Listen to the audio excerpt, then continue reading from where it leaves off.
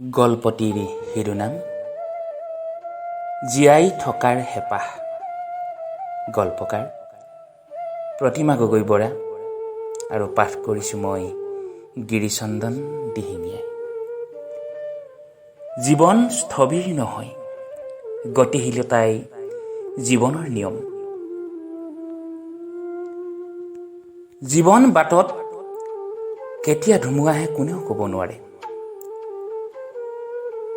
এই ধুমুহা কেতিয়াবা সৰু হয় আৰু কেতিয়াবা ডাঙৰ হয়।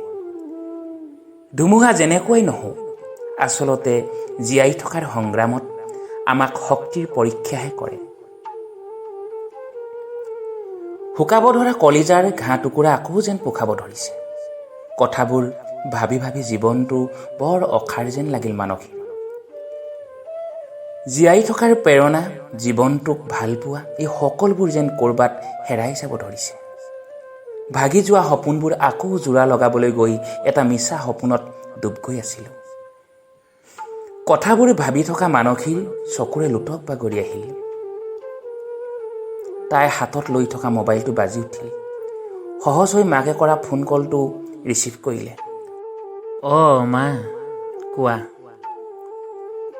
কি হ'লনো?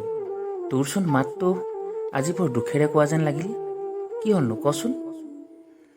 মুখেৰে নামাত যে কিয়? তই নকলেও মই তোৰ দুখবোৰৰ কথা বুজি পাওঁ, আৰু মই এইটোও জানো তই যিমান দুখত থাকিলেও সদায় আমাক হাঁহিৰ মুখখন দেখুৱাও।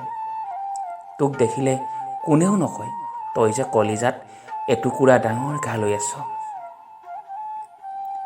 তোৰ দুখবোৰত আমাক কষ্ট দিবলৈ কেতিয়াও নিবিচাৰ, সেইটো মই ভালকৈয়ে জানো।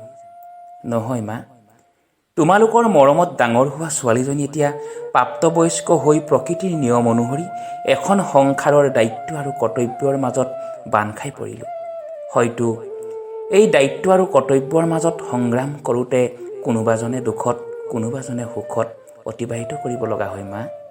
কিন্তু এই সংগ্ৰামত এনে কিছু যন্ত্ৰণা বা দুখ থাকে, সেয়া কাকোৱে কোৱা নহয়। ধৰি লোৱা, এয়া মোৰ জীৱন সংগ্ৰামত জীয়াই থকাৰ শক্তিৰ পৰীক্ষা। যিদিনা মই এই পৰীক্ষাত সফল হ'ম, তেতিয়া যেই সেই যন্ত্ৰণাৰ ৰংবোৰেৰে অঁকা জীৱনৰ ছবিখন সুন্দৰ হৈ জিলিকি উঠিব। মেঘবোৰ আঁতৰি গ'লে পুনৰ ঘূৰি আহে সূৰ্যৰ পোহৰৰ উজ্জ্বলতা। দুসময়ে আৱৰি ধৰা অন্ধকাৰবোৰেও সুখৰ সন্ধান বিচাৰি জীৱনৰ উজ্জ্বল মুহূৰ্তৰ দুৱাৰখন মুকলি কৰি দিয়েহি। ধন্যবাদ।